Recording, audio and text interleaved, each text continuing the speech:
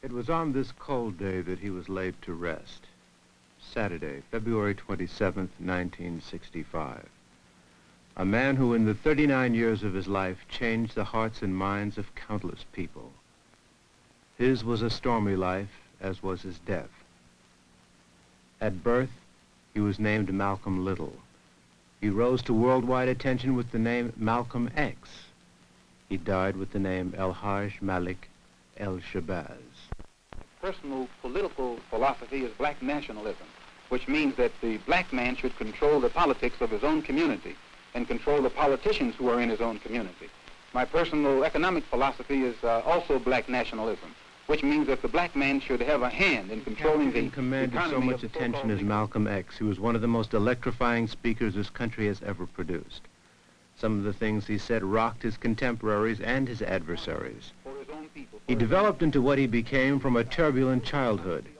Born in Omaha, Nebraska, raised in Lansing, Michigan, the son of a Baptist preacher who followed Marcus Garvey and was brutally murdered in Malcolm's youth.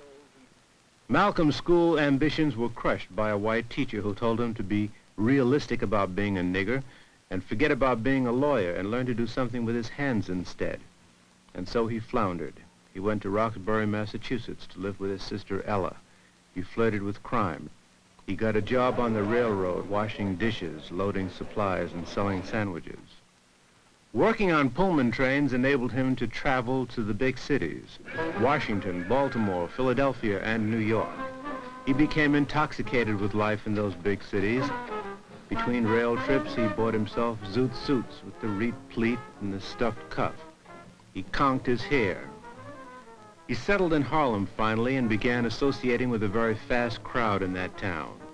He started smoking reefers, selling drugs, selling women. He started using cocaine and he developed a habit. He drifted lower and lower and he was finally arrested on a robbery rap. In January of 1946, at 21 years of age, he was sentenced to 8 to 10 years in prison. Big Red, as he was known, started his life in the Charlestown State Prison. It was the same year that Jackie Robinson was becoming the first black man to play Major League Baseball, an event that Malcolm and his fellow inmates celebrated behind bars.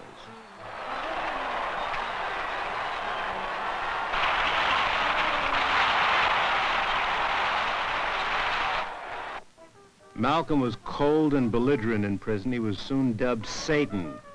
Few would mess with him. But through the visits and letters of one of his brothers, he began to change. He was exposed to the teachings of a little-known man in Detroit named Elijah Muhammad. Malcolm's brother told Malcolm that his predicament was a direct result of one source, the white man. The message was, avoid the white devil and become independent. Clean yourself up, pick yourself up. Don't smoke, don't drink, don't eat pork, don't fornicate, and especially be proud of yourself and your past. It prodded young Malcolm to do what he hadn't dreamt of doing for years, read. It was a painful process. He started with the dictionary, literally reading each page. Then grammar books. Then novels, textbooks, encyclopedias, history, philosophy, psychology, philology, geography, and on, into the night, every night, reading until the wee hours, past lights out. Reading in poor light damaged his eyes to the point that he had to wear glasses for the rest of his life. But he learned, and he grew. When he left prison in 1952, he was completely changed. He had a new perspective and a new attitude, as well as a desire to grow in the service of Elijah Muhammad. He dropped his last name, identifying it as a slave name. He replaced it with X, and he joined the Nation of Islam. Within the next 2 years, a lot happened. The United States Supreme Court handed down its historic Brown decision of 1954. It ruled that separate but equal schooling was inherently unequal and must end with all deliberate speed.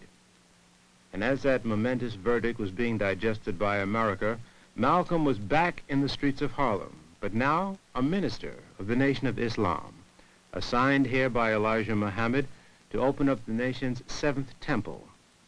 Malcolm fished for members at rallies that were being held by other organizations.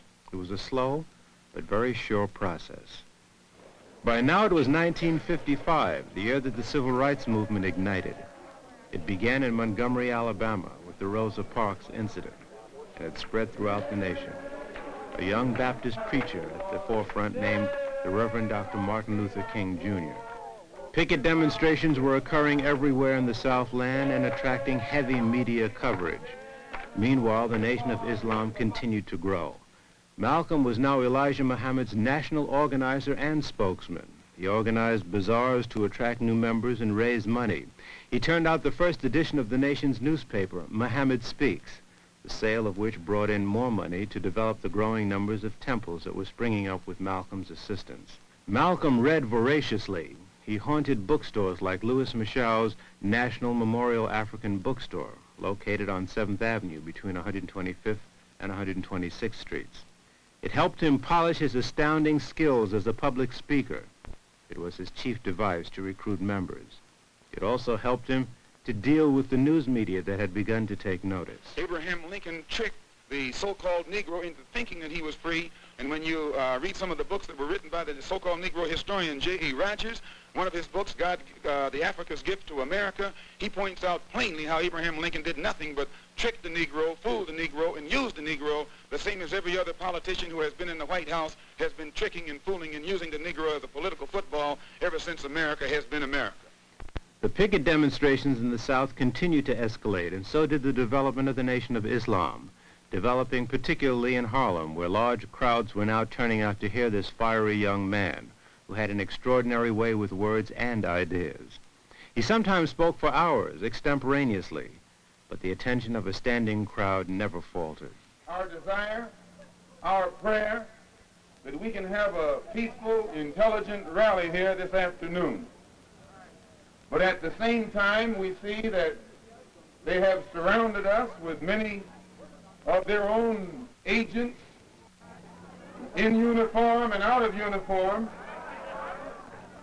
who have spent much time here in Harlem posing as peace officers and at the same time breaking up the peace of black people. So we hope that they will be peaceful and we will be peaceful.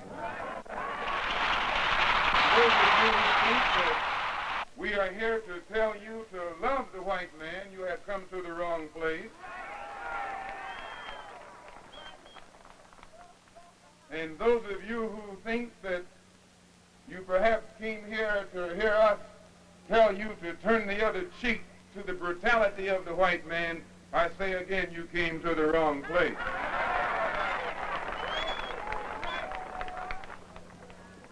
But no matter what happens, we don't teach you to turn the other cheek.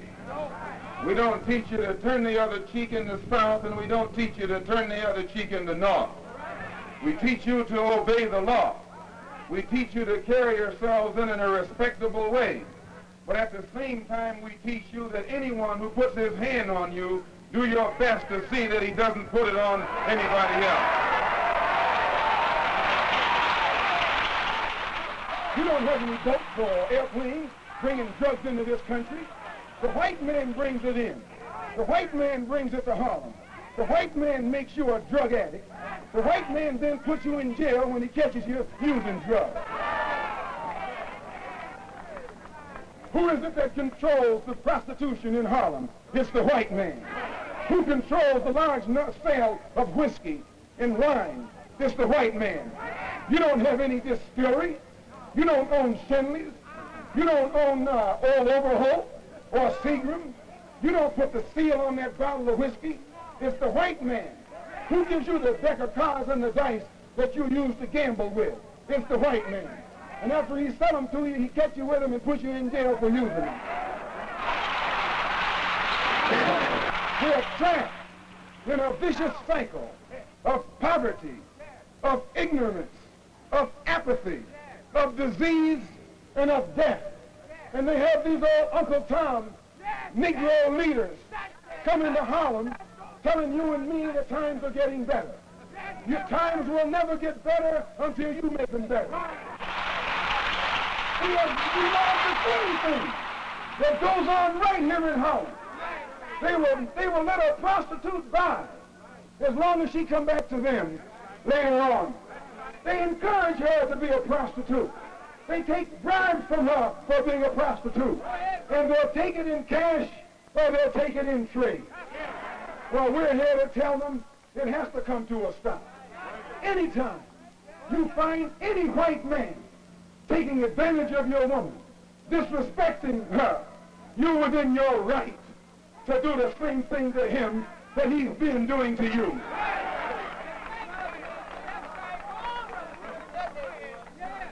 You can't take a white woman in a white neighborhood. You can't grab a white woman in a white neighborhood. You can't even walk through a white neighborhood with a white woman. Well, what do you look like letting this blue-eyed thing walk around here with our women? Comes to biting the enemy of America, you'll bite just like that. Whether he tell you to bite in Korea or bite in Berlin or bite in the South Pacific. As soon as he says stick 'em, you'll bite anybody he point the finger at. But right here in this country, under your nose, with two-legged white dogs, sticking four-legged dogs on your and my mother, you and I don't know how to bite. Sticking dogs on your and my sister, and you and I don't know how to bite. Sticking dogs on our children and dogs on our babies, and you don't know how to bite. You can't bite nor bark until the white man say bark or bite. In the South, you are segregated by that dog. In the North, you integrated with this dog. And it's no different. I hope you're not getting too wet.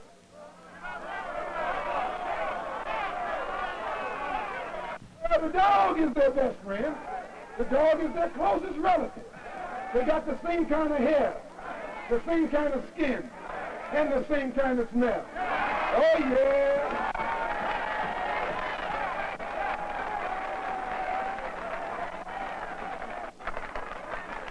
And Adam Clayton Powell knows it. He knows you can send him to Washington or you can send him to Puerto Rico. And because he knows it, he speaks with a loud voice, like a black man. And when he speaks with a loud voice, like a black man, the white man calls him a racist. Says he sounds too much like a Muslim.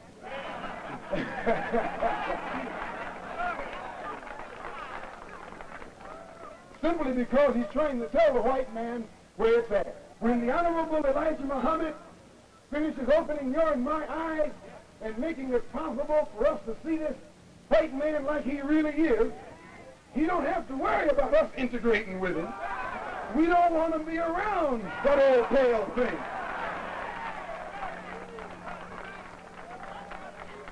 We don't want to be around that old pale thing. We don't want to integrate with that old pale thing. We don't want to sleep next to that old pale thing. No, we can do without him. You find that old pale thing laying out in the sun, trying to get to look like you. That old pale thing.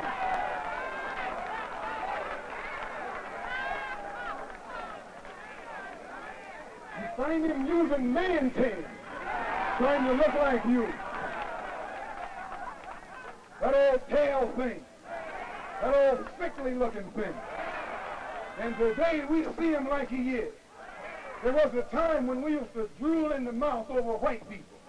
We thought they were pretty because we were blind. We were dumb. We couldn't see them as they are. But since the Honorable Elijah Muhammad has come and taught us the religion of Islam, which has cleaned us up and made us so we can see for ourselves, now we can see that old pale thing to look exactly as he looked. Nothing but an old pale thing.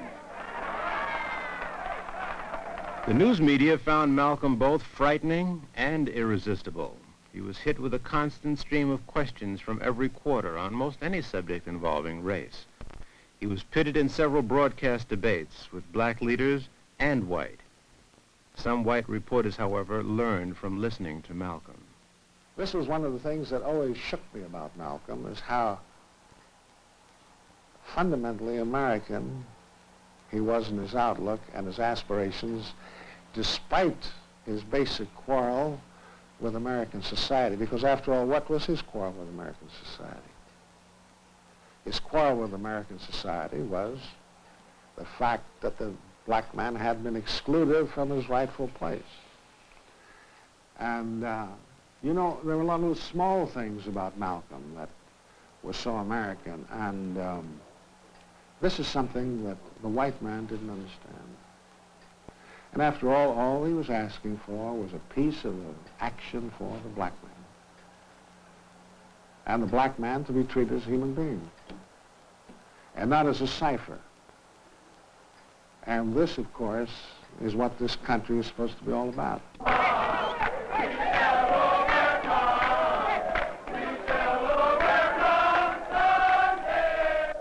Malcolm's fury was directed at the same enemy that Dr. King's movement in the South was attacking, white racism. But they had different ideas about dealing with the violence of whites upon blacks. Well, I made this clear over and over again that my staff is absolutely committed to nonviolence. We have taught it, we have preached it, we have not encouraged violence at any point. We are not afraid. One who has the nerve to tie his own hands and then walk out and let a brute brutalize him. I have to respect him because he's doing something that I don't understand. What he's doing is beyond my power even to comprehend. It would be equivalent to putting handcuffs on me and putting me in the ring and telling me to fight Cassius Clay or Sonny Liston non-violently. I don't think I could do it. And whoever could do it, I'd have to, you know, power to you. But all I'm saying, sir, is this. Whenever you're dealing with an enemy, there must be some dialogue. You have to be able to communicate. You can't, and the medium of communication usually is language. You must speak the language that the other person understands. If you're speaking to someone who can speak only French, you can't speak German to him, or Italian, or Swahili. You have to speak to him in the language he understands. When you're in Mississippi, speaking the language of morality, or the language of nonviolence, you're not communicating. You're talking a language that they don't understand. The two men stated widely different goals. Dr. King stated the determination to overcome racism and become integrated with white America. Malcolm said the Nation of Islam had opposite desires.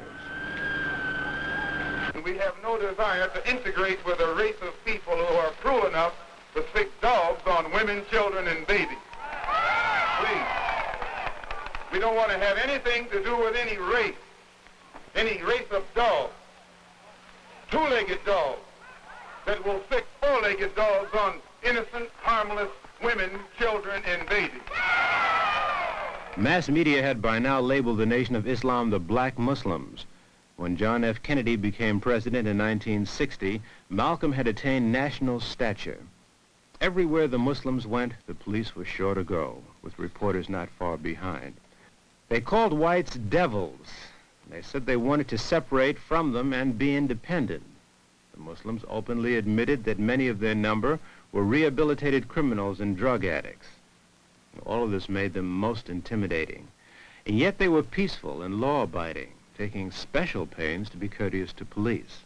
But several police agencies were watching the Muslims closely. The U.S. Justice Department also had them under surveillance. Attorney General Robert F. Kennedy admitted it. Well, I would say generally throughout the country, because of the pronouncements of some of their leaders, it's a matter that we are watching for any violation of the law, of the federal law. It's a matter that is being watched at the present time in the Department of Justice. In January of 1963, a few Muslims were arrested while selling newspapers and charged with brutality against police. Malcolm led a quiet vigil outside the Manhattan Criminal Court building at 110 Center Street, and he reiterated his position to the press on their right to self-defense, especially in these violent times. It's not a case of taking militant action against the police department. As I said earlier, we obey the law. We respect the law more than many of the police officers do. Mr. Muhammad has reformed more lawbreakers. He has rehabilitated more Negroes with criminal tendencies than the police department itself has. And the Muslims in Harlem have done more to bring about respect of law and order than the police department in Harlem has. And I've had police officials in New York City at the top level admit this. So it's not a case of taking militant action against any police. It's a case of letting the police and anyone else who's involved know that we are human beings, we are men, and we will stand like men and defend ourselves like men. I understand that you were riding next to the president's car when the assassination took place. You did not see the person who fired the shot? No, sir. It was back over my right shoulder. In the wake of the tragedy, Malcolm was among the many national figures who were sought after for reactions to the assassination. Malcolm said it was a case of the chickens coming home to roost. Many misinterpreted the remark and were outraged. On December 4, 1963, Elijah Muhammad did something that Malcolm never dreamt would happen. This statement from Messenger Elijah Muhammad, the leader of the Muslims in America. Minister Malcolm Shabazz, addressing a public meeting at Manhattan Center in New York City on Sunday, December the 1st, did not speak for the Muslims when he made comments on the death of the President, John F. Kennedy. He was speaking for himself and not Muslims in general. And Minister Malcolm has been suspended from public speaking for the time being. Mr. Muhammad's correct statement on hearing of the death of the President was as follows: "We with the world are very shocked at the assassination of our President, and the nation still mourns the loss of our President." And he has said that it seems that every president who speaks out on behalf of the Negro has been assassinated, from Lincoln to President Kennedy. Part of Malcolm's 90-day period of silence was spent in Miami as the personal guest of Cassius Clay, as he was then known. Clay was preparing for his fight with heavyweight champion Sonny Liston. Clay would beat Liston and become world champion, and then stun the world the following day by announcing that he had become a follower of Elijah Muhammad.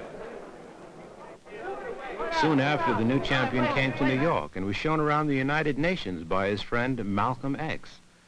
By now, the 90-day period was up. Malcolm X, may I call you that? Certainly. Malcolm X, I want to talk with you briefly about your affiliation with Cassius. How long have you known him? About 3 years. And have you been advising him as far as his religious affiliations are concerned? Well, no, I don't give advice to anyone. He's my brother and my friend. I express what I know and understand around him, but he has a mind of his own and understanding of his own. Did he feel that, he tells me that he felt that his affiliation with the Muslim religion had a great deal to do with his winning? Yes, as a follower of the Honorable Elijah Muhammad in the religion of Islam, it definitely had everything to do with his victory. It gave him the confidence that was necessary to be the winner. Malcolm X, you were involved in a controversy some months ago with your leader. Is that over? Well, I've been silent for the past 90 days because of some statements I made concerning the President of the United States, which were distorted. They were distorted? And yes. What did you say, Malcolm? Well, I said the same thing that everybody says, that his assassination was the result of the climate of hate. But only I said the chickens came home to roost, and which means the same thing. Climate of hate means that this is the result of something. And when I said chickens coming home to roost, I said the same thing. But you did not say that you were glad the president was killed. No, that's what the press said. What would I look like saying that I'm glad the president was killed? Malcolm, this is your first public statement in that 90-day period, is it not? First time I opened up my mouth in 90 days. That's why I'm talking so fast and so hearty. You feel, however, that we're making progress in this country and worldwide? No. I will never say that progress is being made. If you stick a knife in my back 9 inches and pull it out 6 inches, there's no progress. If you pull it all the way out, that's not progress. The progress is healing the wound that the blow made. And they haven't even begun to pull the knife out, much less try and heal the wound. They won't even admit the knife is there. Do you have any prediction you'd like to make? No. When we'll solve this? Cassius makes all the predictions. But there was no word from Chicago, Malcolm said. Everything I and know, as the days I was wore taught by on, the Honorable Malcolm came to a momentous decision. During the 90 days that I've been silent, I have come to the conclusion that I can best help spread the solution and the diagnosis that the Honorable Elijah Muhammad gives of the so-called Negro problem in this country by continuing to remain out of the Nation of Islam and working on my own without restriction in the way that I think I best know how.